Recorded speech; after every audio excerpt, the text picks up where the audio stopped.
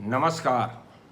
मैं आचार्य doctor Dilip Kumar PhD gold medallist Navyug Jyotish Shikshan संस्थान की पाठशाला में आपका स्वागत करता हूं। ये एक क्वेश्चन आंसर की एक और नई वीडियो है जिसमें मैं अपने यूट्यूब के फैंस का, ज्योतिष के जिज्ञासुओं का, अपने विद्यार्थियों के क्वेश्चंस का आंसर देता हूं कि अगर वो किसी पैरामीटर में उलझ गए हैं या कोई नियम समझ नहीं आ रहा तो उसके मैं क्वेश्चन आंसर देता हूँ। लेकिन ये वीडियो कुंडली दिखाने के लिए बिल्कुल नहीं है। बार बार मेरे पास डेली 50 मैसेज आ जाते हैं व्हाट्सएप पे और डेट टाइम प्लेस लिख देते हैं, मेरे बेटे का भाग्य कब होगा, मैं आईएएस कब बनूंगा, मकान कब बनेगा। इन सब के लिए एक नियम है, एक सिस्टम है, ये ओपन नंबर दिया हुआ है। अगर आप कुंडली का विश्लेषण कराना चाहते हैं तो इस नंबर पे फ़ोन कीजिए, बैंक में फ़ीस जमा कराइए और उसके बाद आपकी कुंडली का पूरा एनालिसिस करके आपको बताया जाएगा। अब करते हैं स्टार्ट क्वेश्चन आंसर। सबसे पहला क्वेश्चन है राशि वंजानी जी का। प्रणाम गुरु जी, राहु की महादशा अगर आदि गुजर जाने तक अच्छी नहीं गई है तो अच्छी होने की होप है या पूरी ही खराब जाएगी? बेसिकली राहु की दशा सबके लिए अच्छी नहीं होती, 60 to 70% के लिए अच्छी नहीं होती। कई बारी राहु राजयोग कारक बन जाता है तो बहुत अच्छा फल देता है, तीसरे छठे 11वें भाव में बैठा तो भी अच्छा फल देता है। ये आपकी कुंडली से पता चलेगा। अगर आप मान रहे हो कि 9 साल 9.5 साल खराब गई है दशा, आदि खराब गई है, तो आगे अच्छी होगी या नहीं होगी, यानी कि आगे भी चांसेस कम है। बाकी ये सारा कुंडली देख के पता चलता है कि राहु की दशा अच्छी जाएगी या नहीं जाएगी। तो अगर आपकी आधी खराब जा चुकी है तो आगे आधी और खराब होने की संभावना अधिक है। नेक्स्ट क्वेश्चन है योगराज शर्मा जी का। गुरुजी, मीन लगन में 3rd हाउस में शुक्र, सन एंड मरकरी बैठे हैं। मरकरी की महादशा है। बुध 22वां देश कौन है, शुक्र 64वां नवांश है। ये युति क्या फल देगी 3rd हाउस में? शुक्र 3rd लॉर्ड भी है, 64वां नवांश भी है। क्या मंत्र जाप से रिलीफ मिलेगा? देखो जी, अगर बुध की दशा चल रही है तो बहुत खराब है, मारक बाधक दोनों हैं। और अगर वो 22वां दृष्टिकोण भी है तो अपनी दशा अंतरदशा में आपको बहुत तकलीफ देगा। और आपने बोला शुक्र भी 64वां नवांश है, वो भी अपनी महादशा अंतरदशा में मानसिक पीड़ा, टेंशन जरूर देगा। हालांकि 3rd लॉर्ड होने के कारण आपके साहस, पराक्रम, एनर्जी में वृद्धि करेगा, भाई बहनों से अच्छे संबंध बनाएगा और ट्रैवलिंग, छोटी यात्राएं भी कराएगा। लेकिन 64वां नवांश होने के कारण अपनी दशा अंतरदशा में ये अशुभ फल भी देगा, मानसिक पीड़ा भी देगा। इसलिए इनके मंत्र जाप कीजिए। वैसे भी मीन लगन में बुध और शुक्र दोनों अकारक ग्रह होते हैं, तो इन्होंने अपनी महादशा अंतरदशा में अशुभ फल ही देने। इनकी दशाओं में इनके मंत्रों का जाप कीजिए। नेक्स्ट क्वेश्चन है ऋषिकेश वी। नमस्कार। वृश्चिक, ये शिथिर लगन का बादकेश, कर्क राशि का स्वामी चंद्रमा अगर 7th हाउस में अपनी उच्च राशि वृषभ में रवि, बुध और शुक्र के साथ विराजमान हो तो अमावस्या योग होता है। साथ में शुक्र स्वराशि में अस्त है, कर्क राशि में नीच का मंगल है और साथ में शनि विराजमान है, तो बादकेश चंद्रमा कैसा फल देगा? वैसे तो आपको ये पूरी कुंडली चेक करानी चाहिए थी, इतने सारे ग्रहों को लिख के कुंडली का एनालिसिस कराना चाहिए था। बस आपने कहा कि मोती रत्न पहनना उचित रहेगा। हाँ जी, बिल्कुल उचित रहेगा। नेक्स्ट क्वेश्चन है अमित सोनी जी का। प्रणाम गुरुजी, मीन लगन में नीच के सूर्य 8th हाउस में बुध के साथ बैठे हैं, जिस पर शनि की तीसरी दृष्टि भी है, क्या इसका नीच भंग हो गया और कैसा फल देगा?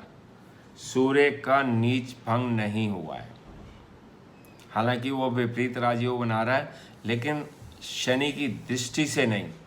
शुक्र जब बैठा होता उसके साथ तो उसका नीच भंग होता, लेकिन ये विपरीत राजयोग है। नीच राशि में होने के कारण ये अशुभ फल ही देगा, आपकी हड्डियां कमज़ोर कर देगा, आपकी सोच खराब कर देगा, क्योंकि सूर्य आत्मा का कारक भी है। ये शुभ फलदायक नहीं है, लेकिन इसका नीच भंग जो आपने पूछा है वो नहीं हुआ है। नेक्स्ट क्वेश्चन है शिवानी रॉय। गुरुजी, शिक्षक दिवस की शुभकामनाएं। कर्क लगन में मारक शनि उच्च का 4th हाउस में है, तो क्या महादशा में हेल्थ ज़्यादा खराब करेगा? Please tell me. मार्केश उच्च राशि में बैठा है, तो उसने क्या करना है? अपनी मारक क्षमता को बढ़ा देना है। आपने बोला कर्क लगन है, कर्क लगन में 4th हाउस में अगर शनि बैठा हो तो ये उच्च राशि में भी ये शश योग भी बना रहा है, तो यानी कि जीवन में आपको शश योग के भी फल मिलेंगे और मारक के भी फल मिलेंगे। आपको फैक्ट्री का मालिक बना सकता है, मकान, जमीन, जायदाद, संपत्ति बहुत बना सकता है, वाहन भी दे सकता है। लेकिन आपने जो क्वेश्चन पूछा मारक का, तो मारक क्षमता बढ़ जाएगी, आपको बाकी सुख सुविधाएं सभी देगा, लेकिन हेल्थ प्रॉब्लम जरूर करेगा। नेक्स्ट क्वेश्चन है राकेश शर्मा जी का। नमस्कार गुरुजी, आपने बताया कि मिथुन लगन में गुरु को केंद्र में केंद्राधिपति दोष लगेगा, तो यह भी बताएं कि केंद्र में वक्री हो गया तो कैसा फल देगा? केंद्र में अगर गुरु अपने ही स्वराशि में बैठा होगा तो उसका केंद्राधिपति दोष भंग हो जाएगा। अब ये मिथुन लगन में बाधक भी है, मारक भी है, और वक्री होने के कारण उसमें 3 गुना शक्ति अधिक बढ़ जाती है, यानी कि बहुत ज़्यादा बाधा पहुंचाएगा। मार्केश का रोल बहुत अधिक बढ़ गया, यानी कि मारक क्षमता बढ़ गई है। और अगर वो अपनी ही राशि में बैठे हों तो वो हंस योग बनाएंगे, मैरिड लाइफ बहुत अच्छी कर देंगे, प्रोफेशन बहुत अच्छा हो जाएगा। नेक्स्ट क्वेश्चन है पी संतोष। हैप्पी टीचर्स डे गुरुजी। यदि वृश्चिक लगन में 12th हाउस में बुध, सूर्य और गुरु की युति हो और लग्नेश बली हो तो बुध की महादशा में क्या परिणाम मिलेंगे? बुध अगर 12वें भाव में बैठा है तो ये विपरीत राजयोग बना रहा है, क्योंकि 8वें भाव का स्वामी, त्रिक भाव का स्वामी त्रिक भाव में बैठा है, विपरीत राजयोग बना रहा है। धन देगा आपको, फाइनेंशियल गेन देगा, लेकिन कहीं ना कहीं रोग जरूर देगा। अष्टम भाव का स्वामी अष्टमेश छिद्र ग्रह माना जाता है। अपनी दशा अंतर दशा में चाहे वो विपरीत राजयोग ही बना रहा है, तब भी वो आपको हेल्थ प्रॉब्लम जरूर देगा। नेक्स्ट क्वेश्चन है दुर्गा। कन्या लगन में मंगल प्रबल मारक ग्रह है, तो क्या हो सकता है? कन्या लगन में 8वें भाव का स्वामी अष्टमेश और 3रे भाव का स्वामी वृश्चिक राशि में का होने के कारण मंगल यानी कि प्रबल मारक है, डबल मारक हो गया। ये अपनी महादशा अंतरदशा में जातक को बहुत बहुत अशुभ फल देगा। हेल्थ प्रॉब्लम करेगा, एक्सीडेंट हो सकते हैं, बीमारी हो सकते हैं, अपमान, अपयश, कलंक हो सकता है, और कोई बहुत लंबी बीमारी भी हो सकती है। नेक्स्ट क्वेश्चन है नवीन यादव। गुरुजी प्रणाम। वृश्चिक लगन में फर्स्ट हाउस में सूर्य, चंद्र, मंगल और बुध बैठे हैं, गुरु 9th में है, तो क्या चंद्रमा का नीच भंग हो गया? बिल्कुल आपने सही कहा जी। वृश्चिक लगन में चंद्रमा नीच का है, लेकिन उस राशि का स्वामी जहाँ चंद्रमा नीच हो रहा है साथ में बैठा है, यानी कि मंगल की युति चंद्रमा के साथ है, तो नीच भंग हो गया।